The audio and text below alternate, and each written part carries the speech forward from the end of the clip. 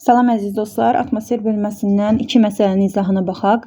A məntəqəsində havanın temperaturu -4 dərəcə Selsi, B məntəqəsində -8 dərəcə Selsi olduğunu nəzərə alaraq kəsmə yüksəkliyi bizdən tələb edir və bu təpə relyef formasıdır.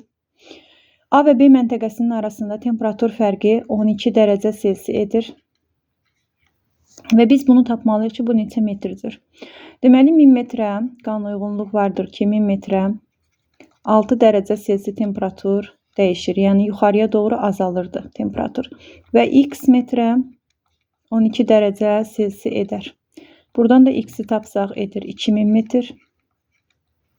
Demək ki, AB arasında məsafə, yəni bu horizontallar arasında məsafə edəcək 2000 metr və arada olan boşluqları sayırıq. 1, 2, 3, 4. Beləcə, kəsmə yüksəkliyi tapmaq üçün 2000-i bölürük arada olan boşluqların sayına, yəni 4-ə. Bu da edər 500 metr. Yəni C variantı. 104-cü məsələdə kəsmə yüksəkliyi 150 metr olan sxemdə B məntəqəsində havanın temperaturu 10 dərəcə Selsi, müsbət 10-dur. A məntəqəsində temperaturu müəyyən edin. Baxaq, birinci AB arasında məsafəni təyin etməliyik. 1, 2, 3 boşluq var və 3-ü vururuq 150-yə, edir 450 metr. 450 metr.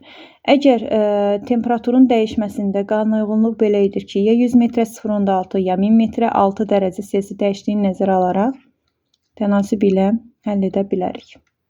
100 metrə 0.6 dərəcə Selsi dəyişirdi. 450 metrədə x götürsək, x buradan bərabərdir. 450-ni vurub 0.6-ya bölməliyik 100-ə. Bu da 2,7 dərəcə Selsi edər. Bu 2,7 dərəcə Selsi o deməkdir ki, B və A məntəqələri arasında 2,7 Selsi temperatur fərqi mövcuddur. Və B məntəqəsində 10 dərəcə Selsi olduğundan, relyef formamız təpə olduğundan, horizontallardan, yəni berqştrixlərdən daha doğrusu təyin etmək mümkündür. Demək ki, A məntəqəsi B-dən daha soyuq olacaq, daha yüksəkdə yerləşdiyi üçün. Demək, 10 dərəcə Selsidən çıxırıq 2,7-ni.